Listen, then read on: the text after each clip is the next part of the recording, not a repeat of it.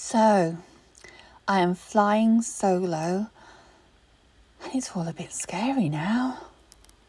Gonna be some changes made around here, made around here. So, no more daily visitors. And more importantly, no more help. If anything happens now, then I am stuck. Occupational health had come round to see what adjustments I might need, and we had a chat. They arranged to bring round a support cushion and a rail for the side of the bed. We discussed having some physio at home, which had been mentioned at the hospital, and in conversation I'd said that I'd gone out for a walk at the weekend, even though it had been a struggle. This, it seems, was the wrong thing to say and to do, as it negated any help that they could and would have offered me. I'd been so happy and proud doing that little walk around town.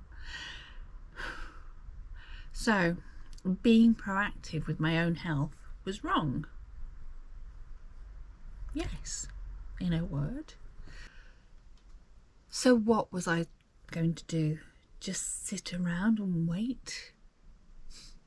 Again, the answer to that was yes. Which is all a bit pants, really. Surely they should be encouraging and supporting people to stand on their own 2 feet rather than slamming the door in your face. I did get rather upset, as I thought I was doing the right thing. So what now?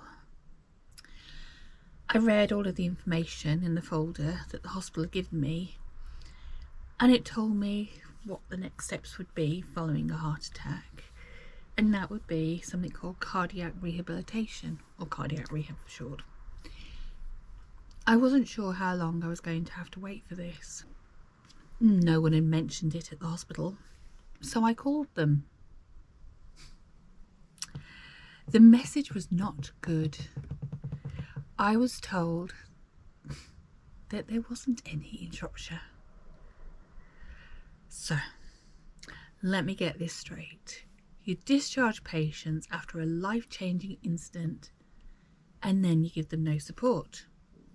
Correct. To make things really clear to you what cardiac rehab is and why it is so important, I'm going to do a little bit of reading. I don't tend to do this, but this is important to get the facts straight because this will help you understand where my journey goes from here.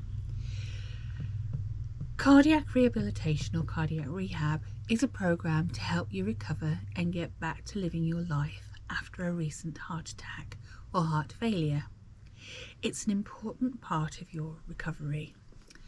That information has come off the NHS website. A member of the cardiac rehab team may visit you in hospital. Only a nurse did. They will give you information on your condition or the procedure you're having. All they did was give me a folder full of leaflets from the British Heart Foundation. After you leave hospital, they may visit you at home or will call to check on your progress. They didn't call or visit. I phoned them to find out what was going on. You do not need a referral from your cardiologist. You can also contact your local cardiac team. You can call the British Heart Foundation's helpline number to get help with your nearest cardiac rehab program. I tried. I phoned the British Heart Foundation and they told me to contact my cardiac nurse, who told me again that there was no service locally. So I phoned the British Heart Foundation again and told them this. They said they had confirmation from my local trust that this was happening. Getting frustrated and going round in circles, I asked them to phone the trust and not say who they were were from. Sadly, when they did this, they too were told that there was no service. See, I wasn't lying or making anything up. So they say contact your GP surgery to find out how to register for cardiac rehab. Cardiac rehabilitation programs are available locally, often in weekly sessions that last 6 to 12 weeks. You may be able to choose between group classes, online classes, or a home program. I tried, and you can guess the answer to that. Research has found that people who attend cardiac rehab sessions have a lower risk of having another heart attack and being admitted to hospital. It also has a positive impact on their well-being and quality of life. Your local cardiac rehab service can give you more details on what they offer, and most programs will cover physical activities that are suitable for you. That I think is important, because when you have your heart attack, you don't know what you can do, and you're scared to do anything in case you do the wrong thing, because your body's already given you one warning and you don't want another one, really. Educational talks about managing your condition, taking medicines and other practical help. Again, nothing. Relaxation techniques and how to manage stress. And finally, psychological support for anxiety and low mood.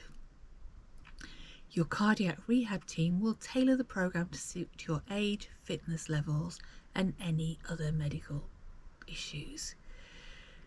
Sorry about reading that out, but there's a lot there.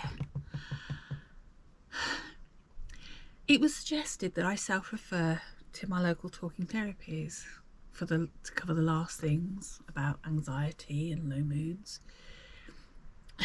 But when I did the form, it came back as declined because I was not a risk to myself. Maybe not mentally, but physically my body was at risk, a risk to me. They go on to talk about self-care. Self-care is an integral part of daily life and is all about taking responsibility for your own health and well-being with the support of those involved in your care. Self-care includes actions you take for yourself every day so you stay fit and maintain good health and mental health.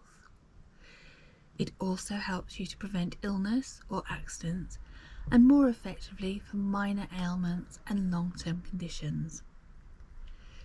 People living with long-term conditions can benefit enormously from being supported so they can achieve self-care.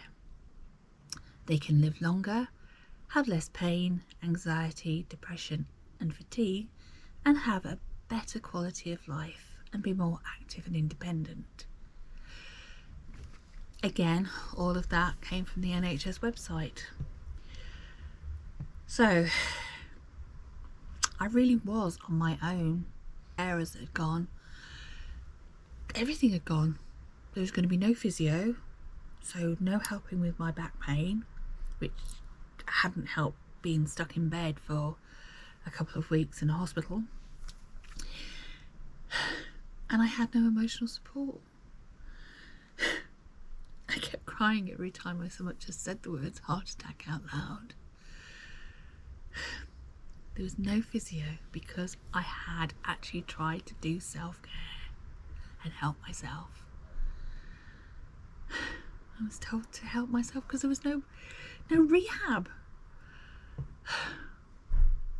What sort of state are we living in where someone is sent home with a bottle of spray and a few extra tablets? I mean, what about dietary support and exercise, let alone emotional support? What was going to stop me from having another heart attack? With the words of the doctor in A&E ringing in my head when I asked her why I wasn't dead, she said, "I don't know." Well, I did know. if I wanted to stay alive, I had to do it. And believe me, I want to stay alive. Jules had saved my life. The NHS had told me the facts. And now I was flying solo. And I wasn't ready, and I'm not ready to die. Not today, or any day, at least for the next 30 years. Join me in the next episode where I get my poop in order and put together a project plan for a healthier me. And that is where all the fun starts. If you like what I'm doing, then it would be great if you could like, comment, subscribe, and share with anyone you think may find this interesting. Also, if you ring the bell, you'll get notifications when I upload my next video.